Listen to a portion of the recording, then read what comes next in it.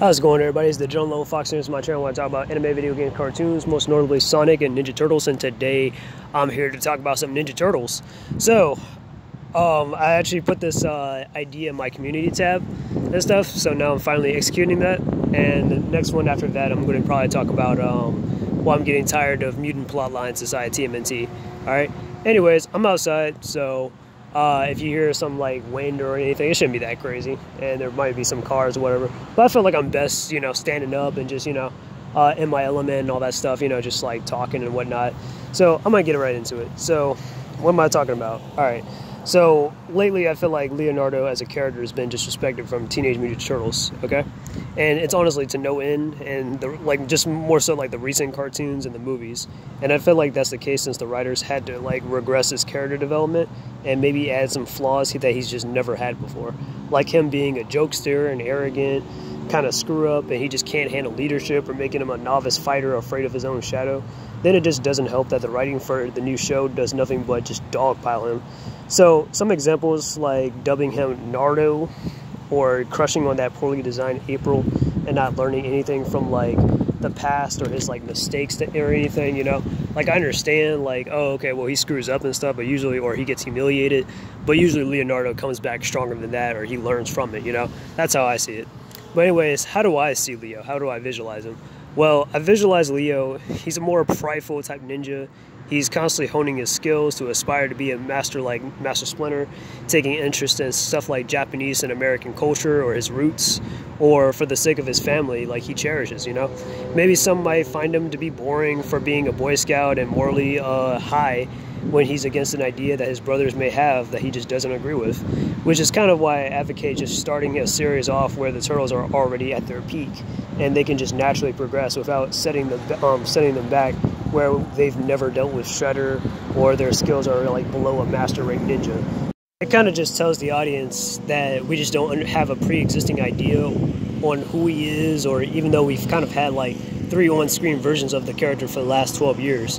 And in the comics, I mean, he's not as destroyed as badly, but I kind of feel like there are a few moments that have assassinated his character a bit, like suggesting that his brainwashed Dark Leo form is Leo's dark inner desire, as if Leo wanted to join up with Shredder and tried to kill his own family just for fan service. Or his joke relationship with Koya, even though Leonardo has been with like chicks like Lotus Blossom or Raven Shadowheart, or even Carmen from the Archie comics and stuff, one of his students and stuff. There's something that suggests that there's something going on between them and all that. But yeah, I'm like, yeah, so Leo, I mean, he's dated attractive women before, even though he's a Ninja Turtle and all that, but still, come on. Man's got game.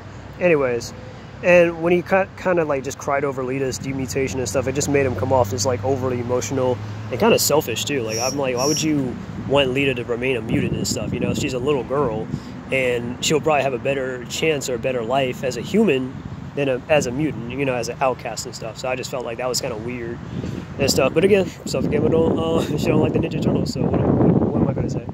But regardless, though, yeah, because Leo, he's like, I'm not saying he's not emotional, but he's not overly emotional where he'll lose it or whatever, unless something really bad happens to him. But this ain't it. Anyways, so my suggestion to kind of fixing and progressing his character is just have him focus on his spiritual training and make him like the official head of the Hamato clan, like in the comics or the 2012 series.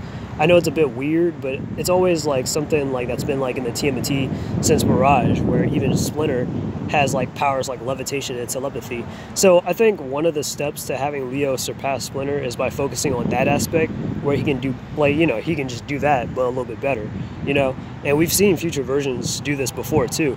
In the 2003 series, he had the tribunal powers, but they kind of dropped that when they got to fast forward, so that was kind of like, you know, a temporary thing. So I was like, man, that kind of sucked. Then I mean, because I'm just saying, it would have been cool to see them like have these like going on these tribunal powers and stuff.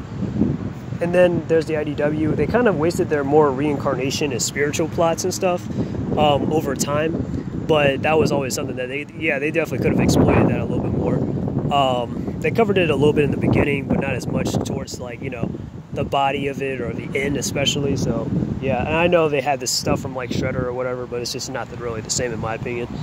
Anyways, not to mention, Leo kind of shows the most interest in this stuff, like, you know, in being a ninja and stuff, especially if it's like, or a spirituality, especially if it's like prep for upcoming enemies that come along. And another thing you can do with Leo is, if you like want to separate his identity from his brothers, is just have him travel, because he's usually the one that travels the most out of his family and stuff, to like places like Japan, South America, even other dimensions and stuff. Like, literally his best friend is a interdimensional rabbit living in feudal times. So yeah, I mean, if you really want to have some individuality, you can do that. But I don't think whoever is in charge of the like animated projects in recent years don't actually get Leo as a character, and they don't want him to like make him like a badass or anything, which is kind of disappointing. And to be honest with you, I don't really see like I just don't see like these recent versions like Rise or especially Tales of TMNT Leo. I just don't see them as like the same character, honestly. That's why I had to like separate, like, yeah, this ain't Leonardo. Like, this isn't the same Ninja Turtle that's defeated Ultimate Ninja, defeated Super Shredder, Master Splinter even sometimes, leads the world's most fearsome fighting team and all that. You know what I mean? It's just like, yeah. And don't get me wrong, I know like different, like, I know like in the cartoons or comics and stuff, Leo might vary as a character sometimes, or maybe his interests can kind of differ a little bit, but they all have like something in common. Like, I know, for example, like 2003 and 2012 Leo are both kind of different characters a little bit, and they go through like separate like character arcs where, let's say like 2003 version of Leo, his most famous character arc was when he had to like, he was, you know, super angry and pissed off, and he was coming off as a hard ass to everybody because, you know, after the whole Exodus incident where they had to stop the Ultron Shredder, and Leo wanted to make sure that his family and like, or his brothers especially, were all right and stuff, and he wanted to, you know what I mean? And then eventually, like, Leo had to tone all that down, and eventually, like, he went to go train with the Ancient One, and you know, like, you know the rest of the story from there if you've seen the 2003 series, or in the 2012 series. You know, Leo, after he was defeated by the Shredder, like, Leo, he had to recover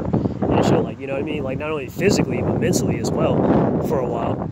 So, and you know, it took him a while to get back on his feet, and he had some pretty good episodes where he was like, you know, sometimes he was like, no, my injuries are physical related, and then he just realized, you know what, it's all in my head, you know. And that's how, you know, Leo got back into like his element, or he got back into the game and stuff, you know.